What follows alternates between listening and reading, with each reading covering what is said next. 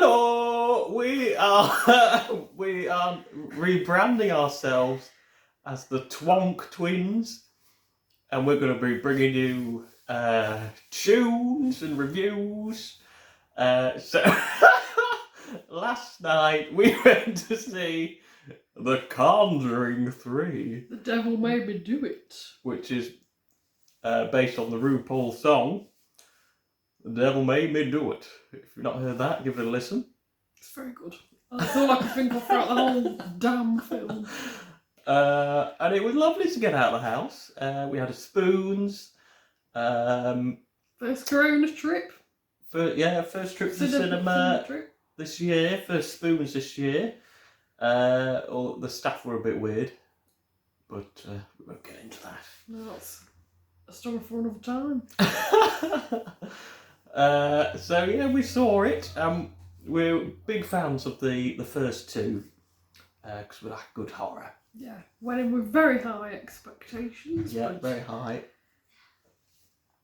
But it was very disappointing, to be honest. It wasn't a patch on the first two. No.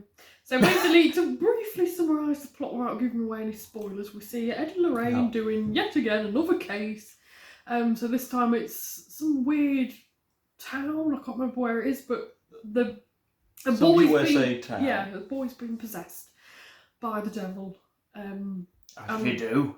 I don't want to go into it too much, but Ed and Lorraine obviously have to try and save the day, as they always do. So it's basically the same old thing that we've seen before. It doesn't add anything new to the franchise. Well, it does a bit. I would argue that it does a bit because the first two are all spooky houses, whereas this is more. There's no house. It's just someone who's possessed. And Ed and Lorraine are like detectives in this one, and they have to go and find out what's going on with like this curse thing. But it's not scary at all. Like the scares are shit. The really. jump scares, I've seen bigger scares than Winnie the Bloody Pooh. Yeah. It's just pathetic, to be honest. I think maybe if you're like 10, you might be a bit scared, but you'll be allowed in the bloody cinema anyway. Well, yeah, that's true. But the plot again was all over the place. As you can tell, it's very hard for us to even explain what the bloody plot is, because I still don't know to this day. It's very, very loose. It's like someone's just gone, oh, this will do. This will make a good film, make us some money. Basically the devil's in the waterbed, a bit like Liz McDonald in Corrie. Yeah, so that was quite funny. But again, just why? So it's quite pathetic because in the last one we had really good like spooky ghosty thing with the nun and the weird crooked man thing. Like, you remember that, but here we've just got this like naked zombie that looks like Meatloaf, and it's just not scary. It's not scary, guys. You just watch it thinking like, what's even going on? Yeah, it's not memorable. No. But having said all that, we did enjoy it because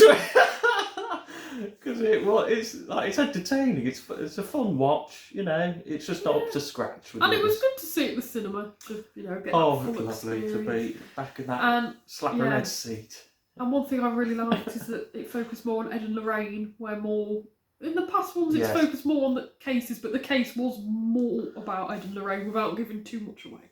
And I really like that because, I really like the characters, and I'm a big fan of Vera Farmiga, who's a very good actress and very beautiful woman. So I was very pleased to see her have more screen time. So those two are obviously what made it a really good film, as always. Because it is very Ed and Lorraine heavy. Yeah, without them it would just be rubbish, I think. But I would still say it's good, mainly because of them. So, it's good, it's well made. It's not like some shite you see on Netflix. No. Definitely better than that. So it's still definitely worth a watch. So it's worth a watch, maybe not. Don't pay maybe at the cinema. Unless if you like just wait for it to come on Netflix or something. Oh yeah. Well, to be fair, I'll buy it. I'll watch it again. Add it to my Conjuring collection. I wouldn't buy it, but we're all different. But it's definitely worth a watch. So Yeah, if you like them to begin with, then you need to round off the series. You'll like it. If they make another one, then that literally is taking the piss. Yeah, I probably won't be interested. They need to put it to bed and they need to learn from this. Yeah. But unless they go completely different. It needs to go completely different direction if they're going to do it. 'Cause it's getting a bit formulaic now. Someone who can do the bloody job better to, revive the franchise again. Yeah. Because this one was not done by James Wan, who really makes them, I think. So you can tell it's not had any input by him because it's just got there's no passion there, no passion. But it's worth a watch if you like that sort of thing. So what's your overall rating then? So I would give it a very generous 6 out of 10 because I did enjoy it, even though there's a lot to criticise. I did actually enjoy it, so I'll give it a 6. So I would give it a 7, but that's because I just thought it was trashy fun. It was still a really good horror film, just not the best I've ever seen, but I still really enjoyed it. But then I'm biased because I do really like Vera Farmiga, so if I wasn't such a big fan of her, then maybe 6. It's a lot of Vera porn. Yeah, it's really good. So like that sort of thing. That's about it. We'll leave it there. Don't want to hear us talk shite for any much longer, but probably won't do another video because this is pretty pathetic to be honest. But if you want to see more, like or dislike. If they still do that. Yeah. Oh, and let us know in the comments if you've seen it and if you thought it was better than we did. Yeah, give it a watch. Yes. Bye. Bye.